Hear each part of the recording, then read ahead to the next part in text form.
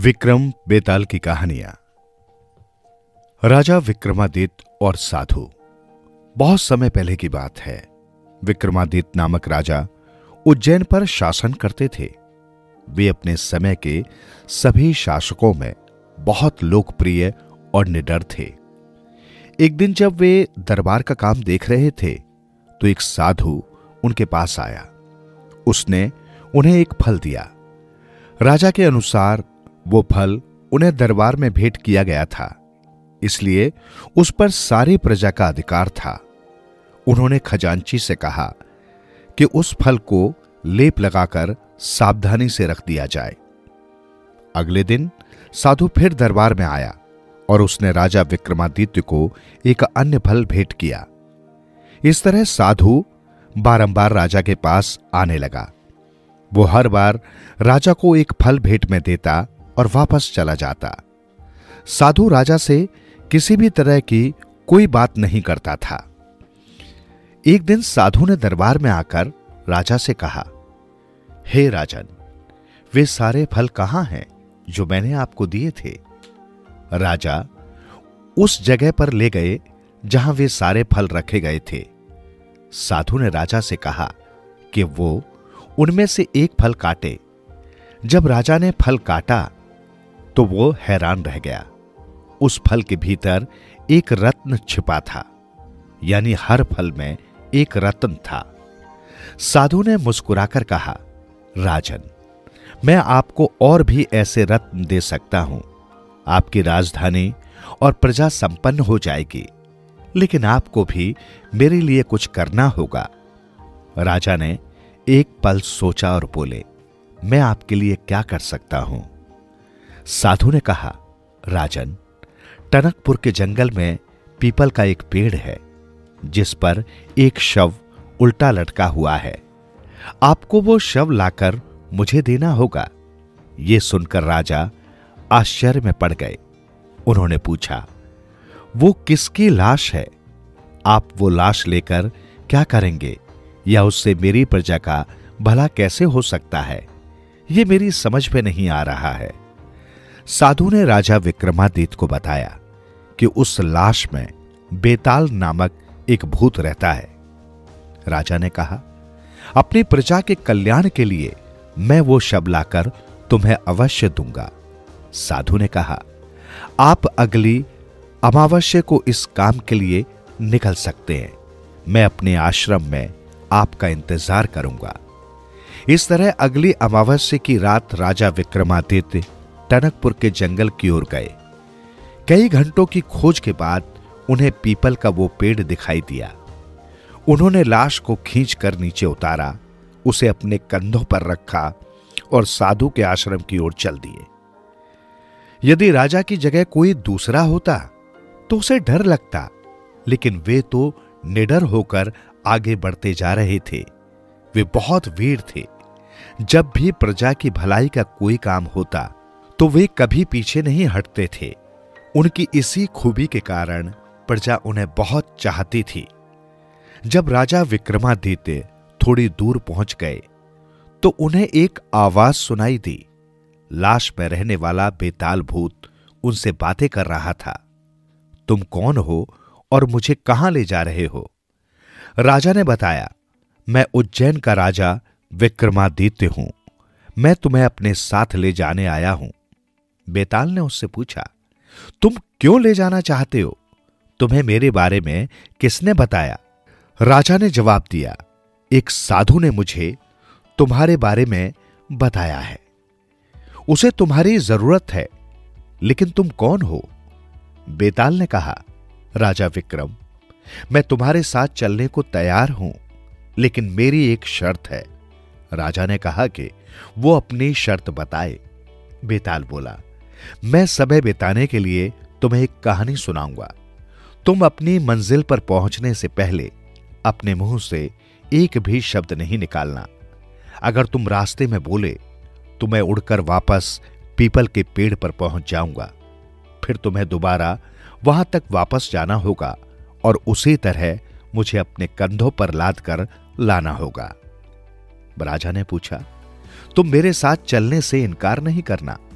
भले ही तुम 1000 बार वापस चले जाओ, मैं तुम्हें हर बार लेने आऊंगा। मैंने साधु को वचन दिया है और मैं अपने वचन से पीछे नहीं हटता। बेताल ने राजा की बात मान ली।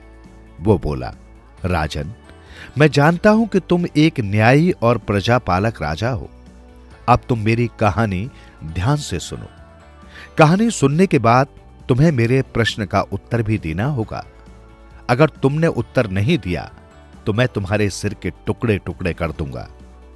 राजा विक्रमादित्य ने कहा, बेताल, तुम जानते हो कि सत्य की हमेशा जीत होती है। मैं अपना वचन नहीं तोड़ूंगा। मैं तुम्हारी कहानी सुनने को तैयार हूं। बेताल बोला, मैं तुमसे यही उम्मीद रखता हूं कि तुम अपना वचन अवश्य निभाओगे।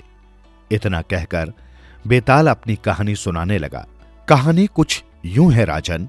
एक दिन एक बूढ़ा आदमी अपने 2 नेत्रहीन बेटों के साथ राजा के दरबार में गया और बोला, महाराज, मुझे अपने व्यवसाय में भारी घाटा हुआ है।